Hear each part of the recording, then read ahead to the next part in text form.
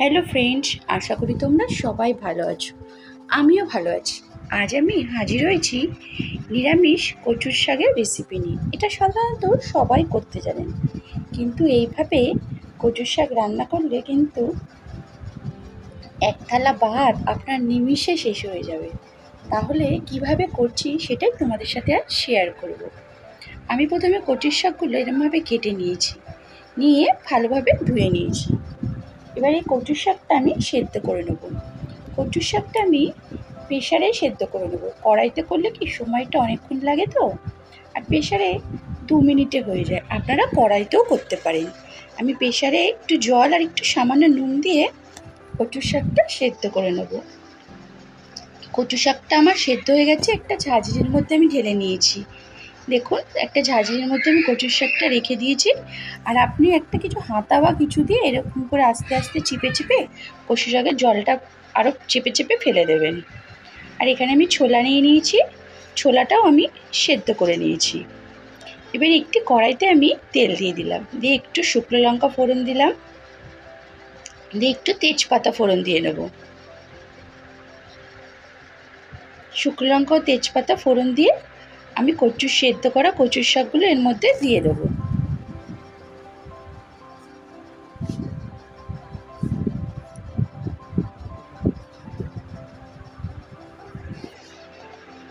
দিয়ে একটু নাড়াচাড়া করে নেব।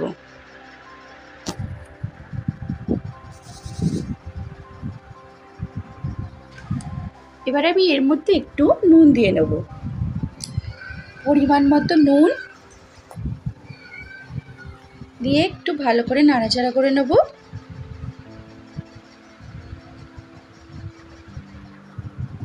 এবার একটু সামান্য হলুদ দিয়ে নেব,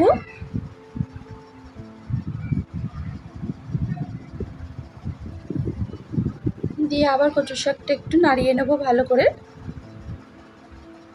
কচু শাক কিন্তু কষাতে অনেকটা সময় লাগে। এবার একটু জিরের গুঁড়ো দিয়ে নিলাম,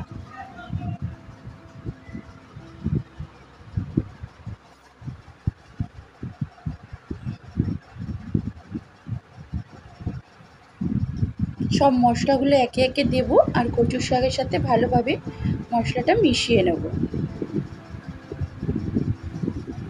এবার এর মধ্যে একটুখানি হলুদ গুঁড়ো দিয়ে, এর মধ্যে একটু কাশ্মীরি মরিচ দিয়ে নেব। হলুদ গুঁড়ো তো আগেই দিয়ে নিয়েছিলাম, একটু কাশ্মীরি মরিচ দিয়ে নেব, দিয়ে ভালোভাবে মশলাটার সাথে কচুর শাকটা মিশিয়ে নেব।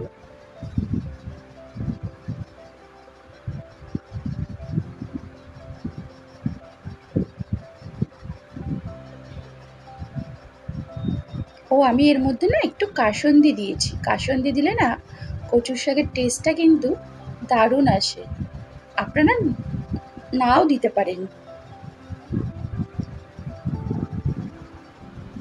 একটু চিনি দিলাম, চিনিটা অবশ্যই দরকার। কচুর শাকে চিনি না দিলে কিন্তু একদমই খেতে ভালো লাগে না কিন্তু। দিয়ে এবার ভালোভাবে নাড়াচাড়া করে নেব।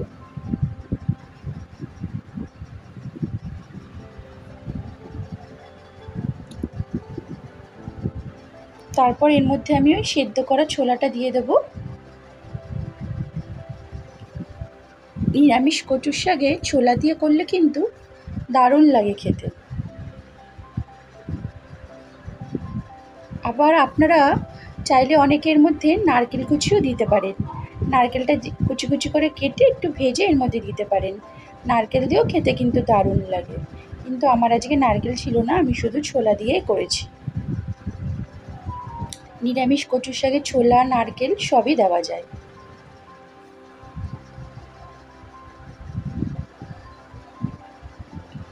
আমি এর মধ্যে গোটা লঙ্কা দিইনি, লঙ্কাটা একটু পেস্ট করে দিয়ে নিলাম।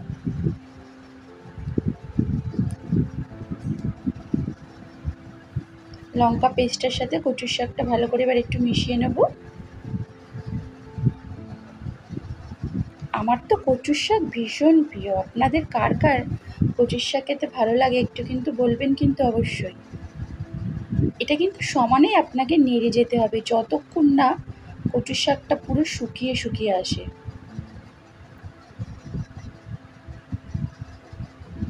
তলাটা লেগে আসবে, পুরো টান টান হয়ে যাবে, তখনই কিন্তু কচু শাকটা আপনারা নামাবেন। সুতরাং কচু শাকটা অনেকক্ষণ ধরেই করতে লাগে।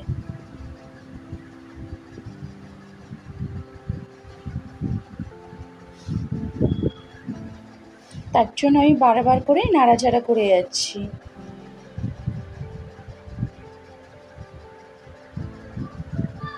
এবার দেখুন আমার কচুর শাকটা কিন্তু অনেকটাই টেনে এসছে, দেখুন তলাটা কিন্তু লেগে লেগে আসছে, এবার জলটাও টেনে গেছে, অনেকটা শুকিয়ে এসছে। এবার আমি নামিয়ে ফেলবো, কচুর শাকটা আমার হয়ে গেছে। তাহলে বন্ধুরা, এই নিরামিষ ছোলা দিয়ে কচুর শাকটা কেমন হলো অবশ্যই কিন্তু কমেন্ট করে জানাবেন, আর ভালো লাগলে একটু লাইক ও শেয়ার করে দেবেন। আর যারা যারা এখনও আমাকে বন্ধু করনি অবশ্যই কিন্তু বন্ধু করে নেবে, আর আমার পাশে কিন্তু সব সময় থাকবে। আমিও কিন্তু তোমাদের পাশে সব সময় থাকবো।